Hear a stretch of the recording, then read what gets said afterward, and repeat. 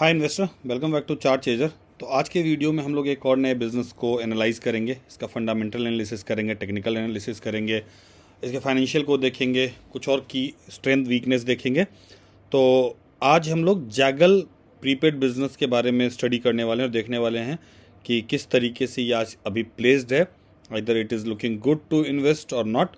तो आइए शुरू करते हैं वीडियो को स्टार्ट करने से पहले standard disclaimer. So I am not a SEBI registered financial advisor. तो जो भी हम स्टॉक के बारे में बात करेंगे उस पर आप अपना रिसर्च करें, आप अपने फाइनेंशियल एडवाइजर से एडवाइस लें before taking any decisions to invest in the stock. With this let's start the video. तो let's first see what actually this company does. तो जैगल प्रीपेड ये एक B2B2C बिजनेस मॉडल में है ये कंपनी। तो ये एक्चुअली जो अदर कंपनीज़ है उनको कुछ सर्विसेज प्रोवाइड करती है, जैसे प्रीपेड कार्ड देती है उनके पूरे स्पेंड मैनेजमेंट को मैनेज करने के लिए। जो एम्प्लॉय स्पेंड करते हैं उसका रीइंबर्समेंट को मैनेज करती है। तो इसने बैंकों के साथ टाई अप किया हुआ है और बैंक के टाई अप के थ्रू ये वो कार्ड प्रोवाइड करती है बिजनेसेस को। वो बिजनेस वो कार्ड अपने एम्प्लॉयज़ को देते हैं, जिसके थ्रू कि वो अपने एम्प्लॉय के स्पेंड को कंट्रोल कर सकते हैं। उनको एक डेडिकेटेड अमाउंट दे सकते हैं कि इतनी मंथली लिमिट इतनी ही है खर्च करने की। तो ये पूरी चीज़ों को मैनेज करती है ये कंपनी जैगल। तो एक तो ये पार्ट है। दूसरा पार्ट क्या है, रिवॉर्ड्स एंड इंसेंटिव मैनेजमेंट इसका एक पार्ट है पूरा, जिसमें कि ये एम्प्लॉय को और द कंपनी को अगेन एक सॉल्यूशन प्रोवाइड करती है, जो कि कंपनीज अपने एम्प्लॉय को रिवॉर्ड और इंसेंटिवाइज करने के लिए यूज़ कर सकती है। इसके अलावा पेरोल मैनेजमेंट के अंदर ये कंपनी है और वेंडर मैनेजमेंट का भी सॉल्यूशन ये प्रोवाइड करती है। Fourth is customer engagement management system. तो इंगेजमेंट के अंदर भी ये एक सॉल्यूशन प्रोवाइड करती है दूसरे बिजनेस को, जिसको कि यूज़ करके अपने कस्टमर को वो इंगेज कर सकते हैं। तो ये 4 डिफरेंट टाइप का सॉल्यूशन है जो कि कंपनी ये प्रोवाइड करती है। और ये सारे सॉल्यूशन जैगल अपने इन प्रोडक्ट लाइंस के थ्रू प्रोवाइड करती है। तो जैगल के पास ये सारे प्रोडक्ट लाइन है, Zaggle Save, Zaggle Propel, gift cards, Propel prepaid cards, Infinity and Edge. तो ये 6 प्रोडक्ट लाइन है जिसके थ्रू कि ये सारे सॉल्यूशंस ये कंपनी प्रोवाइड करती है। तो जैगल सेव के बारे में, a platform for businesses to manage expenses efficiently, ensuring transparency and reducing processing times. So this is the product which actually help businesses to manage their expenses efficiently. Propel is another product, another offerings. ये पूरा reimbursement process को automate करता है, employee के reimbursement process को। Then there is gift card. Gift card जो है ये कॉर्पोरेट गिफ्टिंग और एम्प्लॉय इंसेंटिवाइजेशन के लिए ये प्रोडक्ट लाइन इनका है। देन प्रीपेड कार्ड, जो प्रोपेल प्रीपेड कार्ड है जैगल का, ये एम्प्लॉय बेनिफिट्स के लिए है, जो कि अपने एम्प्लॉय के स्पेंडिंग को कंट्रोल में रख सकती है companies. Infinity is the loyalty program platform for customer loyalty. तो आप अपने कस्टमर को आप जो है सो इस प्रोडक्ट के थ्रू, इन्फिनिटी प्रोडक्ट के थ्रू अवॉर्ड कर सकते हो, इंसेंटिवाइज कर सकते हो। Then Edge focus on managing corporate incentives and rewards to enhance employee engagement. So these are the 6 product this company offers to businesses. So after product offering, let's move to clients. तो अभी Zaggle approx 3200 clients के साथ काम कर रहा है। ये सारे ही इंडस्ट्री में काम करता है, BFSI, health care, retail, manufacturing. तो सारी इंडस्ट्री में ये अपने प्रोडक्ट को देता है। सारे इंडस्ट्री से लोग बिजनेसेस के प्रोडक्ट को सब्सक्राइब करते हैं। And the good thing about the business is that churn rate is on the lower side. तो 1.5% से भी कम इनका चर्न रेट है। तो चर्न रेट कम होने का मतलब है कि इनका जो रिकरिंग रेवेन्यू होगा, recurring revenue will be very high. तो सैस बिजनेस का ब्यूटी यही है कि अगर आप अपने पुराने कस्टमर को रिटेन कर सकते हो और नए कस्टमर को ऐड करते जा सकते हो, तो at the very low cost you will be able to generate good revenue. और जो आपका प्रॉफिट मार्जिन होगा, ग्रॉस प्रॉफिट मार्जिन होगा, वो बहुत हाई साइड में होगा एक्चुअली। तो this is the good thing कि चर्न रेट काफ़ी कम है इनका। एंड अभी जो है सो ये अपने पुराने कस्टमर है, उस पुराने कस्टमर पे जितने भी इनके ऑफरिंग है, जो 6 प्रोडक्ट की ऑफरिंग है, सारे प्रोडक्ट को क्रॉस सेल जो है सो करना चाह रहे हैं। करने का इनका प्लान है कि सारे प्रोडक्ट को सेल किया जाए। तो दीज आर फ्यू की clients: Tata steel, persistent systems, पिटनी boughs, Hiranandani, green ply, Microsoft, doctor Reddy's, Infosys, AT&T, HUL, Imami, and Tata Group companies. So these are the few key clients. Or if you'll see पिछले कुछ 2-3 week में तो companies ने बहुत aggressively नए नए contract किया है। मास्टर कार्ड के साथ इनका कॉन्ट्रैक्ट हुआ है, HDFC के साथ इनका कॉन्ट्रैक्ट हुआ है। तो ये सारे कॉन्ट्रैक्ट जो है सो अभी आने वाले दिनों में रेवेन्यू में प्ले आउट करने लग जाएंगे, रेवेन्यू में दिखने लग जाएंगे। तो ये एक अच्छी चीज़ है कि बैक टू बैक इनको कॉन्ट्रैक्ट मिल रहा है। और इसके अलावा कंपनी एक्विजिशन के ऊपर अभी भी जस्ट इसने QIP भी किया है, तो इनका एक्विजिशन के ऊपर बहुत हेवी फोकस है। ये बोथ ऑर्गेनिक और इनऑर्गेनिक दोनों तरीके की ग्रोथ को टारगेट कर रहे हैं। तो ये इन्होंने कुछ एक्विजिशन किए भी हैं अभी। हाँ, तो ये इनके रिसेंट एक्विजिशन है। सितंबर 24 में टैक्स स्पैनर करके कंपनी इन्होंने एक्वायर किया है। 98.32 स्टेक है, मतलब ऑलमोस्ट पूरी तरीके से स्टेक इनका उस कंपनी में है ही। 32 करोड़ का एक्विजिशन है ये। और ये इनकम टैक्स प्रिपरेशन और ई फाइलिंग कंपनी है। तो इनफैक्ट क्योंकि ये B2B के अंदर और एम्प्लॉयज़ के लिए अपने प्रोडक्ट को बेचते हैं, अपने प्रोडक्ट को देते हैं, तो ये एक बढ़िया इनके लिए वैल्यू प्रोपोजिशन हो सकता है अदर बिजनेस के लिए, जहाँ पे कि अपनी ये प्रोडक्ट को डिप्लॉय कर सकते हैं। ऑलरेडी ये जिस बिजनेस में है, जो इनके क्लाइंट है, उन्हीं क्लाइंट को जाके ये प्रोडक्ट भी दे सकते हैं कि एम्प्लॉय को किस तरीके से ईज आउट होगा अपने टैक्स के प्लानिंग करने के लिए और प्रिपरेशन करने के लिए, क्योंकि ये स्पेंड मैनेजमेंट में भी है, सेविंग प्रोडक्ट भी है इनका। तो अगर इनकम टैक्स के अंदर भी और टैक्स प्लानिंग के अंदर भी अगर ये घुस जाते हैं तो ये बड़ा सही वैल्यू प्रोपोजिशन होगा बिजनेसेस के लिए। मोबाइल टेक्नोलॉजी करके इन्होंने एक कंपनी एक्वायर किया था। पूरा एक्विजिशन ये 15.6 करोड़ का एक्विजिशन विद 26% का स्टेक है। इस बिज़नेस के बारे में मैंने बहुत ज़्यादा एक्चुअली पढ़ा नहीं, पर something it look something into the payment के सिस्टम में कुछ है। हाँ, इंडिया डिजिटल पेमेंट इकोसिस्टम, तो key player in digital payment ecosystem के अंदर है। Mobileware offer integrated products including NPCI certified switch solutions and their flagship platform trans XT। तो आप देख सकते हो, पढ़ सकते हो इस बिज़नेस के बारे में भी, मोबाइल वेयर टेक्नोलॉजी क्या करती है। मैंने डिटेल में नहीं पढ़ा है, मैं बाद में पढ़ लूँगा इसको कि क्या है। पर ओवरऑल कंपनी जैगल जो है सो मतलब क्लाइंट से, प्रोडक्ट से, ऑफरिंग से एक्विजिशन किया है। ओवरऑल कंपनी अच्छी दिख रही है कि आगे फ्यूचर के लिए कंपनी प्रिपेयर्ड है। तो चलिए एक बार स्क्रीनर पे चल के इसके फाइनेंशियल्स को एक बार देख लेते हैं, कंपनी के फाइनेंशियल्स को, कैसे रिजल्ट्स इसने पोस्ट किए हैं और वैल्यूएशंस क्या अभी लग रहे हैं। तो मैं सीधा स्क्रीनर पे आ गया हूँ। तो 7,000 करोड़ का मार्केट कैप है अभी कंपनी का। If you look into the P, company is currently trading at 100 P। ये थोड़ा मतलब हायर साइड में है। P स्टॉक का P जो है हायर साइड में है, लेकिन क्योंकि SaaS बिजनेस है और बहुत सारे एक्चुअली एक्विजिशन इसने किए हैं अभी पीछे लास्ट क्वार्टर में, Q3 में बहुत सारे इसके नोटिफिकेशंस आए। और इनके MD आकर के TV इंटरव्यू में भी बोल चुके कि ये Q3 80-85% टाइप ऑफ ग्रोथ जा सकता है। इनफैक्ट इन्होंने अपने कॉन कॉल में भी 50-55% का एक ग्रोथ का गाइडेंस दिया था। तो क्योंकि बिजनेस की प्रिडिक्टेबिलिटी थोड़ी दिख रही है कि आगे किस तरीके से कर सकता है, और काफ़ी पॉजिटिव कमेंट्री आ रही है कंपनी की तरफ से, तो उसको देखते हुए कहीं ना कहीं वैल्यूएशन इसका थोड़ा हाई साइड में चला गया है, 100 की PE पे चला गया है। हाउएवर Q3 का रिजल्ट विल बी इंटरेस्टिंग कि Q3 का रिजल्ट कैसा आता है। तो ये PE जो है सो ऑल ऑफ सडन नीचे की तरफ आ सकता है, तो वो बड़ा इंटरेस्टिंग होगा देखना एक बार इसमें कि कैसा रिजल्ट ये Q3 का ये लोग पोस्ट करते हैं। तो कब के लिए Q3 का रिजल्ट इनका, अभी यहाँ पे डेट पोस्टेड नहीं है कि कब ये देने वाले हैं, पर ठीक है। तो ये PE हो गया। एक बार रिजल्ट देखते हैं इनका, क्वार्टरली रिजल्ट कैसा रहा है। तो सेल्स 34%, 41, 35, 46, 113, 64। तो सेल्स ग्रोथ बहुत हाई साइड में है, मतलब 60s में अब तो आ चुका है। स्टार्टिंग जून 23 से मार्च तक 30 से 40 के रेंज में रहा, उसका 113%, नाउ 64%। तो सेल्स ग्रोथ इन्होंने दिखाया है। ये मोमेंटम अगले कुछ और क्वार्टर तक में भी कंटिन्यू रह सकता है, तो वो एक इंटरेस्टिंग चीज़ होगा देखना। तो यहाँ पे actually PE all of sudden नीचे की तरफ आपको दिख सकता है। ऑपरेटिंग मार्जिन थोड़ा सा इनका लो साइड में गया है, जो एक्चुअली 10 के रेंज में रह रहा था वो 9 पे आया है, पर ठीक है, that is also okay. Profit interestingly जिस स्पीड से इनका रेवेन्यू इंक्रीज हुआ है 200 से 300, तो 200 से 300 मतलब 50% का ग्रोथ हो गया है, लेकिन जो इनका प्रॉफिट है वो 15 करोड़ से 19 करोड़ तक ही गया है, क्योंकि वो मार्जिन दिख रहा है कि 10% से 9% पे आ गया है। पर दैट इज ऑल्सो मैनेजेबल। इन्होंने एक बार ही कुछ गाइडेंस भी दिया हुआ है, मे बी 10-12% का EBITDA मार्जिन का। तो ये ओवरऑल मतलब कि दिख रहा है क्वार्टर ऑन क्वार्टर रिजल्ट जो कि पॉजिटिव साइड में दिख रहा है बिल्कुल। यस पी जरूर थोड़ा हाई है, तो वो एक बार देखने वाली बात जरूर है। ईयरली रिजल्ट भी अगर देखें तो yearly result year on year growth 251%, 54%, 49%, 40%, down trend जरूर दिख रहा है।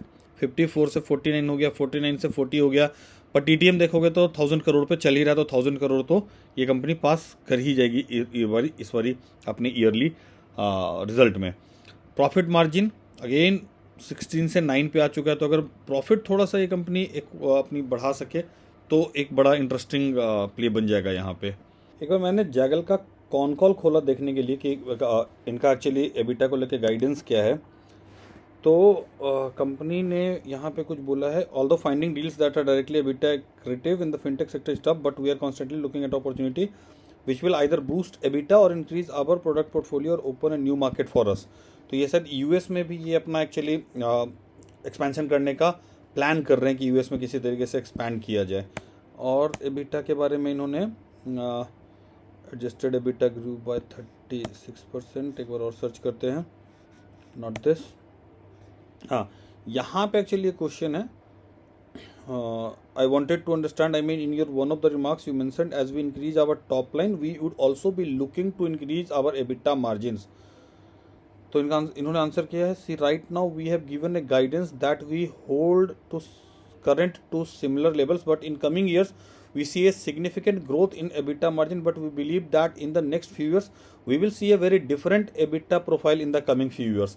तो ये इन्होंने एक पॉजिटिव गाइडेंस दिया हुआ है, नंबर के फॉर्म में तो नहीं दिया है, मैंने पीछे वीडियो में बोल दिया था 10 से 12% नंबर के फॉर्म में नहीं दिया इन्होंने, लेकिन ये बिल्कुल कॉन्फिडेंट है, बार बार ये बोल रहे हैं कि एबिटा मार्जिन जो है सो एक नेक्स्ट लेवल पे इनका जा सकता है। तो वो बड़ा इंटरेस्टिंग होगा देखना कि किस तरीके से ये कहाँ तक एबिटा मार्जिन को लेके जा सकते हैं।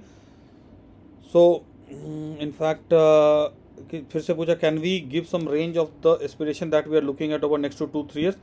आई think wouldn't want to put down a hard number right now, but this business has high operating leverage and naturally this leads to expanded expansion in the margins over time.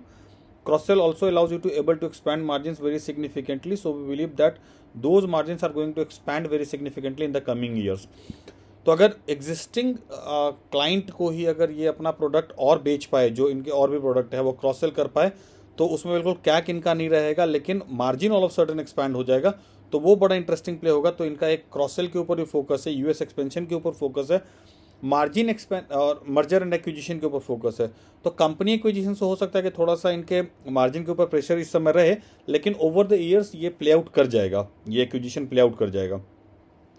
Then okay because earlier I think we were you. तो ये actually इनका मोरलेस तो ये positive है, एक number नहीं दे रहे हैं, पर इनका बड़ा पॉजिटिव गाइडेंस है इसको लेकर के।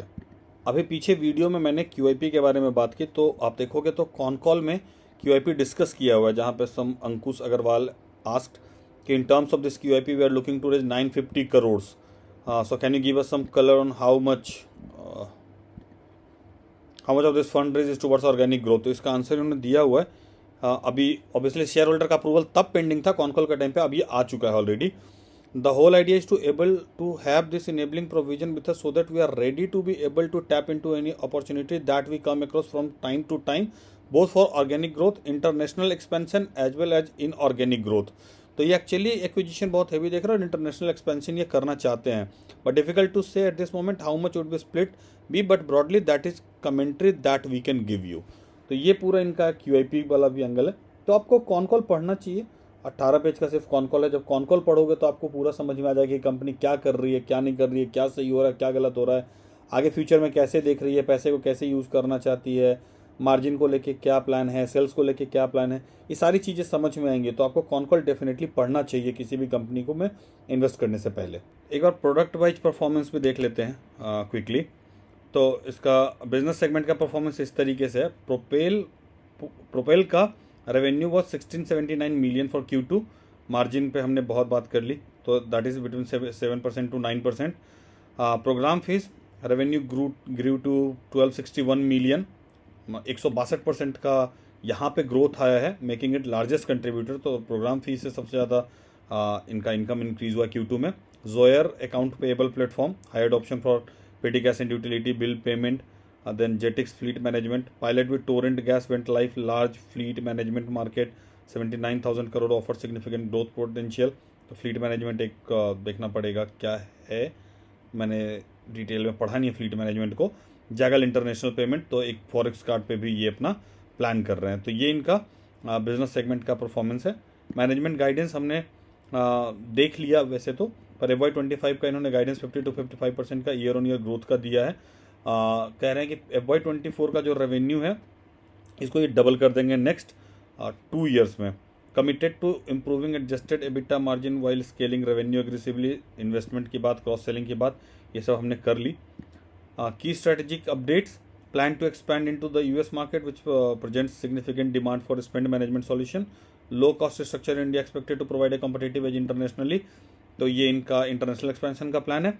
कुछ न्यू प्रोडक्ट लॉन्चेज में continued innovation with fleet management, petty cash solution and international payment products, focus on embedding financial solution into their SaaS platform for enhanced customer value। तो कुछ न्यू प्रोडक्ट ये launch कर रहे हैं, तो ये भी इंटरेस्टिंग होगा देखना कि ये किस तरीके से कंपनी के बिजनेस में ये रोल प्ले करेगा।